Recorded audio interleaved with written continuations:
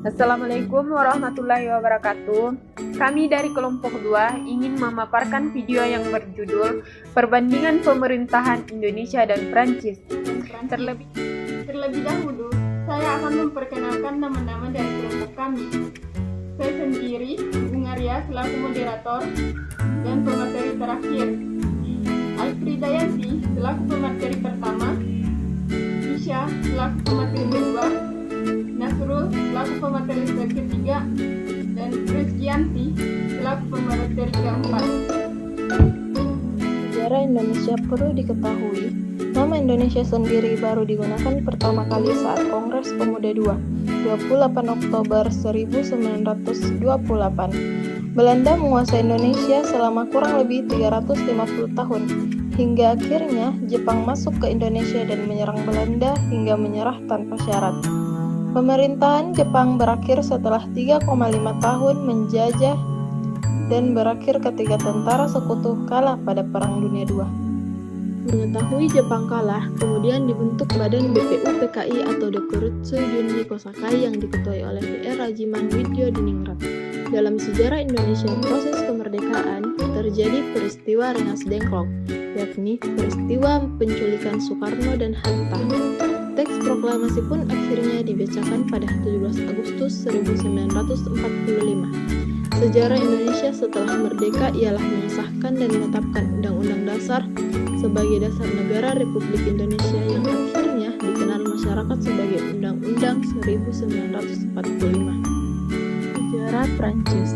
Revolusi Prancis adalah masa dalam sejarah Prancis antara tahun 1789 dan 1799 di mana para demokrat dan pendukung republikanisme menjatuhkan monarki absolut di Prancis dan memaksa gereja Katolik Roma menjalani restrukturasi yang radikal. Meski Prancis kemudian akan berganti sistem antara republik, kekaisaran dan monarki selama 75 tahun setelah Republik Pertama Prancis jatuh dalam kudeta yang dilakukan oleh Napoleon Bonaparte, revolusi ini dengan jelas mengakhiri Ancien Regime dalam bahasa Indonesia yaitu rezim lama yang merajuk kepada kekuasaan dinasti seperti Bourbon. Sistem pemerintahan Indonesia sesuai dengan kondisi negara masing-masing.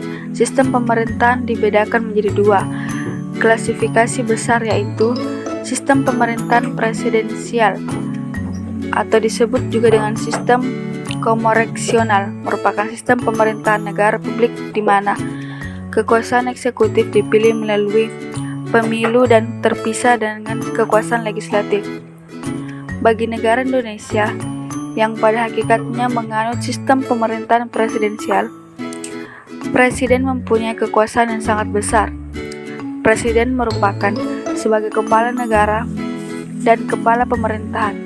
Sistem pemerintahan presidensial pada dasarnya mempunyai hubungan yang erat dengan teori permisahan. Ciri pemerintahan presidensial yaitu yang pertama, dikepalai oleh seorang presiden sebagai kepala pemerintahan sekaligus kepala negara. Yang kedua, kekuasaan eksekutif presiden diangkat berdasarkan demokrasi rakyat dan dipilih langsung oleh mereka atau melalui badan perwakilan rakyat. Yang ketiga, presiden memiliki hak prerogatif atau hak istimewa untuk mengangkat dan memberhentikan menteri-menteri yang memimpin departemen atau departemen. Sistem pemerintahan Prancis. Prancis merupakan negara Republik Kesatuan. Sistem pemerintahan negara ini menganut sistem pemerintahan semi presidensial dengan tradisi demokrasi yang kuat. Dalam cabang eksekutif terdapat dua pemimpin, yaitu dikepalai oleh presiden yang dipilih langsung dalam pemilu untuk masa jabatan 5 tahun, dan Perdana Menteri yang ditunjuk oleh presiden. Dan Perdana Menteri juga memimpin Dewan Menteri atau Kabinet. Badan legislatif atau Parlemen Prancis adalah sebuah badan bikameral yang terdiri atas Assemblée Nationale dan Senat.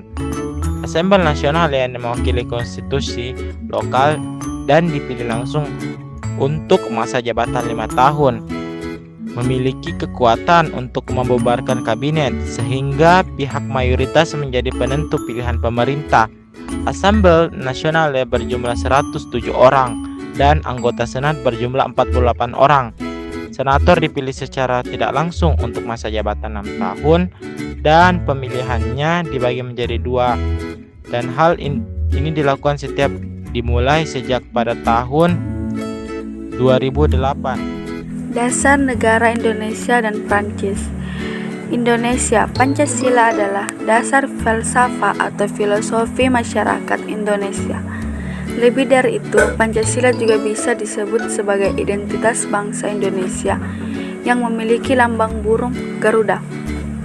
Sedangkan Prancis, dasar negara Prancis adalah kebebasan, kesetaraan, persaudaraan, dan revolusi. Perbandingan sistem pemerintahan Indonesia dengan Prancis. Sistem pemerintahan Indonesia terdiri dari sistem presidensial atau disebut juga dengan sistem konstitusional, merupakan sistem pemerintahan negara republik di mana kekuasaan eksekutif dipilih melalui pemilu dan terpisah dengan kekuasaan legislatif. Presiden sebagai kepala pemerintahan sekaligus kepala negara. Kekuasaan eksekutif presiden diangkat berdasarkan demokrasi rakyat dan dipilih langsung oleh mereka atau melalui Badan Perwakilan Rakyat. Presiden memiliki hak prerogatif atau hak istimewa untuk mengangkat dan memberhentikan menteri-menteri yang memimpin departemen dan non-departemen. Kekuasaan eksekutif tidak bertanggung jawab kepada kekuasaan legislatif. Kekuasaan eksekutif tidak dapat dijatuhkan oleh legislatif. Konstruksi bikameral mencerminkan pandangan bahwa terdapat 2 perwakilan dalam lembaga legislatif di Indonesia yang terdiri dari Dewan Perwakilan Rakyat dan Dewan Perwakilan Daerah. Dewan Perwakilan Rakyat anggotanya terdiri atas wakil-wakil partai politik. Dewan Perwakilan Rakyat memiliki fungsi legislasi, fungsi anggaran, dan fungsi pengawasan. Anggota DPD dipilih dari setiap provinsi melalui pemilihan umum, dan jumlah anggota DPD di setiap provinsi adalah sama. Sistem pemerintahan Prancis terdiri dari Republik Prancis menganut sistem pemerintahan semi-presidensial. Presiden sebagai kepala negara dan kepala pemerintahan dibantu oleh seorang Perdana Menteri. Presiden memiliki jabatan resmi sebagai kepala negara dan merupakan komandan tertinggi di Angkatan Bersenjata Nasional. Presiden dipilih langsung oleh rakyat dengan masa jabatan 5 tahun.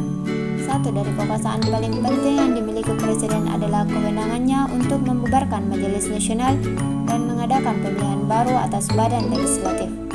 Perdana Menteri bertanggung jawab atas kebijakan domestik. Parlemen dapat membubarkan kabinet sehingga pihak mayoritas menjadi penentu pilihan pemerintah. Urusan legislatif Prancis menggunakan sistem parlemen 2 pintu yang terdiri dari Majelis Nasional Prancis dan Senat. National Assembly yang mewakili konstituensi lokal dan dipilih langsung untuk masa jabatan 5 tahun. Senator dipilih secara tidak langsung oleh rakyat melainkan dipilih oleh para anggota Departemen Region. Prancis menganut sistem duipartai yang saling bertentangan atau sama lain. Partai sayap kanan yang dikenal dengan Partai Persatuan dan Gerakan Rakyat melawan partai sayap kiri yang dikenal dengan Partai Sosialis Prancis. Pemilu eksekutif diadakan untuk pemilihan Presiden de la Republik dan Premier Minister. Pemilu legislatif dilakukan dengan metode memilih kandidat yang ada. Assemblée Nationale dipilih langsung oleh rakyat melalui pemilu legislatif yang diadakan secara 5 tahun sekali. Anggota Assemblée Nationale disebut dengan istilah deput. Senat setiap region memilih seorang dewan umum yang dipilih untuk jangka waktu sepanjang 6 tahun oleh rakyat Prancis secara langsung. Anggota pemerintahan di tingkat komune dipilih secara langsung dengan masa jabatan 6 tahun. Model pemilu yang diselenggarakan tergantung pada jumlah penduduk di komune tersebut. Revolusi Prancis memberikan banyak dampak terhadap pemerintahan Prancis sendiri maupun negara lain, salah satunya Indonesia. Dampak tersebut sebagai berikut.